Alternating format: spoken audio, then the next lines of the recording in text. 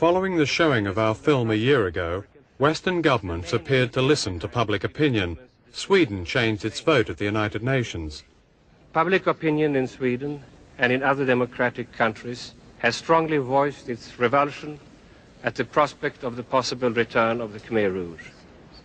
This is a healthy reaction which my government cannot and will not ignore. Australia launched its own peace plan.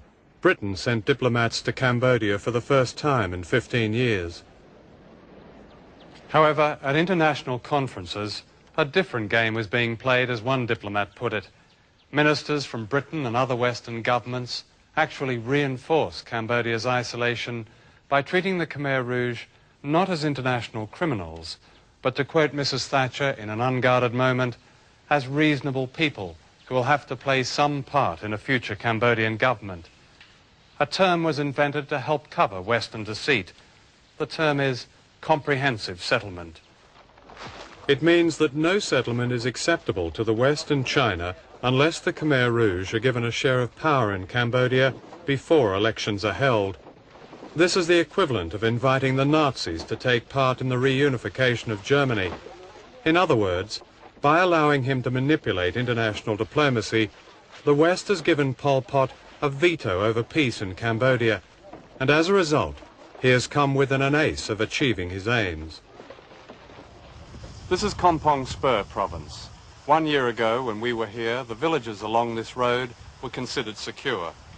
Today, the Khmer Rouge are all around, and this is the front line less than 50 miles from the capital, Phnom Penh. The Khmer Rouge have captured several villages. They've separated men and women, held forced marriages, and enslaved able-bodied people. Those trying to escape have been shot. Anyone seriously injured from stepping on Khmer Rouge mines has been shot or simply left to die. As Western diplomacy has sought ways of accommodating the Khmer Rouge, their shadow grows longer here where there is no diplomacy.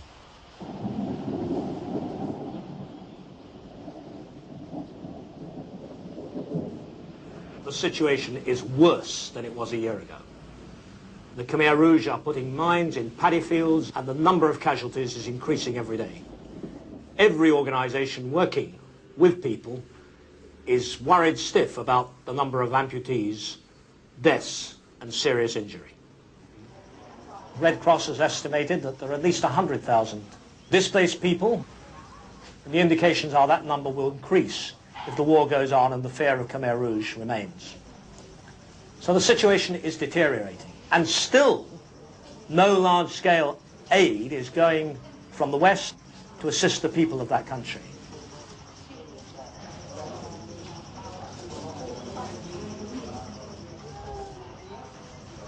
In the last year, Cambodians have gained a new distinction.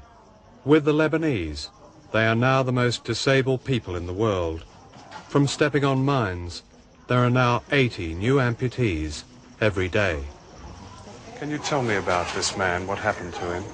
This man go to the field, not rice field, to the field for do the field and plant some wheat.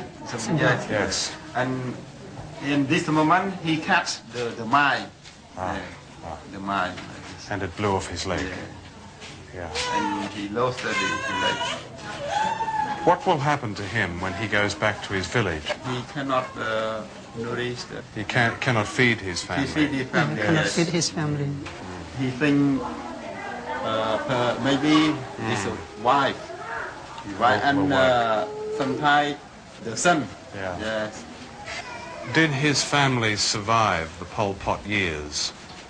Wow. Yeah, he lost 6 family members during Pol Pot year.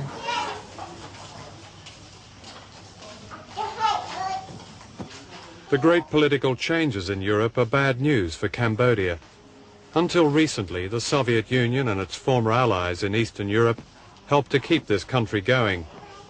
10 years ago, it was the Soviet Union that saved much of Cambodia from starvation. Since then, the Russians have supplied up to 80% of vital materials, such as medical equipment and drugs. Now this aid is being withdrawn. In the New World Order, the Russians can no longer afford to help the enemies of their new friends. This patient is wounded by explosion of mine in the mission, in the battlefield. Yes, yeah, I see. Yeah. And how has that affected him? The brain. Out for the I see. So, will he survive, do you think? You don't think so? Yeah. I see. Cannot. Yeah. Could you tell me about perhaps this lady here? This woman is wounded by explosion of mine from when she go to the field.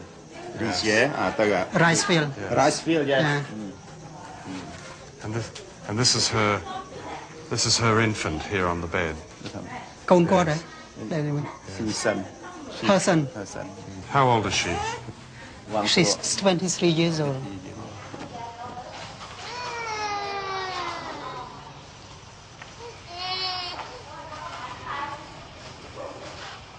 Minister, the arms that you are facing on the battlefield from the Khmer Rouge and their allies, what countries are supplying them?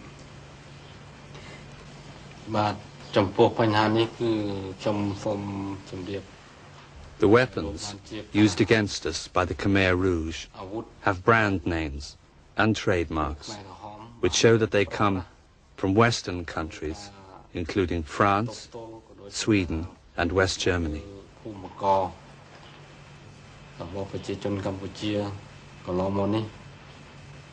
We understood that most of the arms come from China, but this is not the impression that we're getting here today.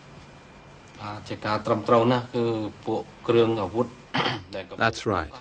The guerrillas aren't only using Chinese weapons, they are also getting weapons from Western countries. Are you certain then that weapons being supplied from Western sources to the so-called non-communist resistance either get to or directly assist the Khmer Rouge on the battlefield?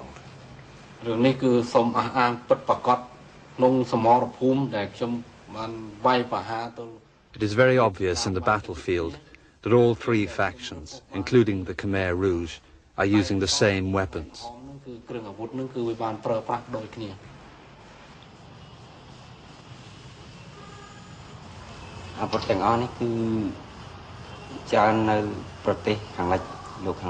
All these weapons came from Western countries, who supply arms to the KPNLF and the Khmer Rouge.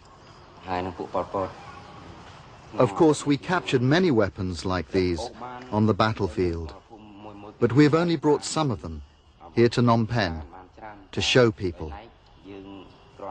The rest we use to defend ourselves.